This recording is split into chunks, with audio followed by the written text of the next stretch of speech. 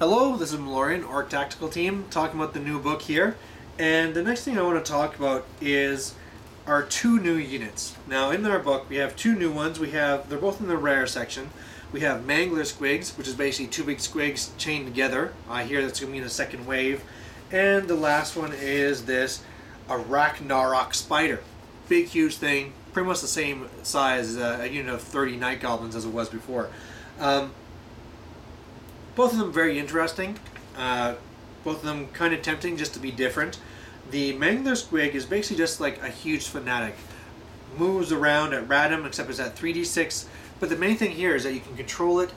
It hits into combat, and then after that, it's only then it goes random. But it does 2d6 strength 6 hits. So devastating, can kill lots of guys. The problem is that it's fairly weak. Only toughness 4, 3 wounds, so it doesn't take very much to kill this guy.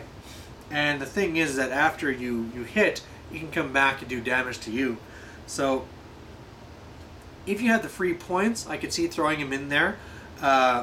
He doesn't support combat like a chariot would, so if you're tied in a block, throw up a chariot, it's going to be helping you in combat. If you did the same thing with a Mangler Squig, the Squig's just doing damage and then you're fighting. So it's a little bit different. I can see this being really good if you're using against elite units.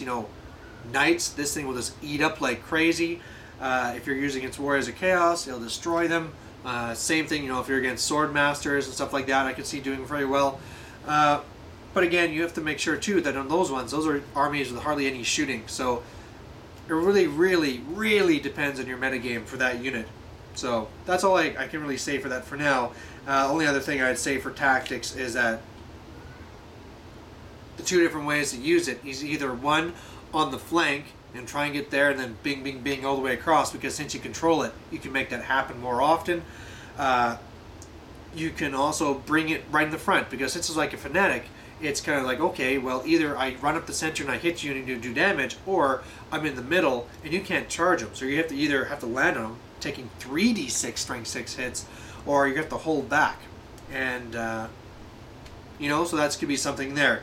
You could also, with your Hand of Gork, you could be taking him and throwing him into units type thing.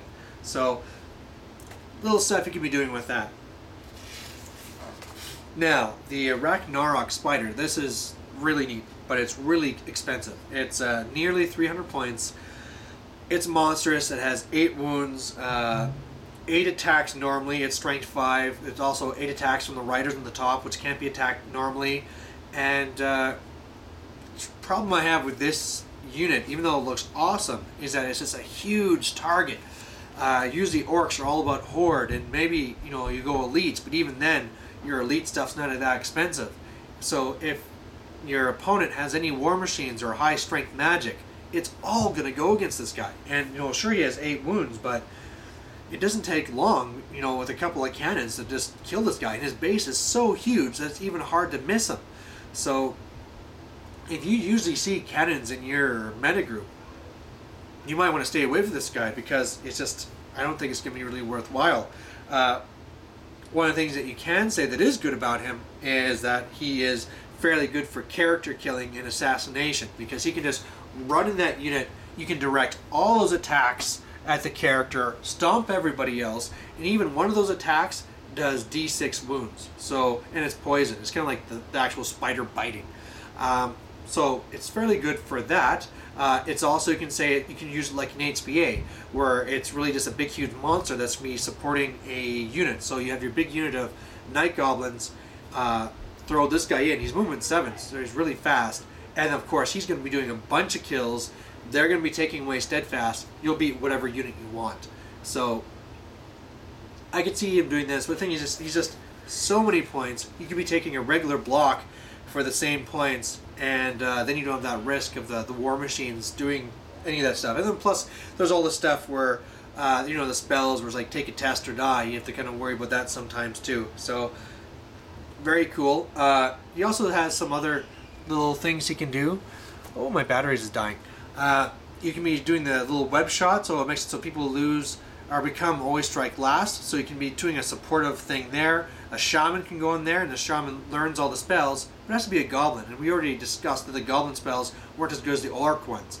Another thing is that all other shamans around afoot have +1 to their channel. So if you're going with a whole bunch of little shamans, I can see this working out. But again, it's usually not the little spells that really matter. So really cool model, and if you are going to use them, I just pair them up with a unit of night goblins, and then just start breaking whatever unit you want, and then just go for it.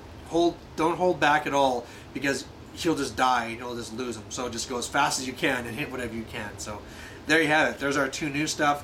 One's very metagame. The other one has to be used fairly aggressively. So anyway, thanks. Bye.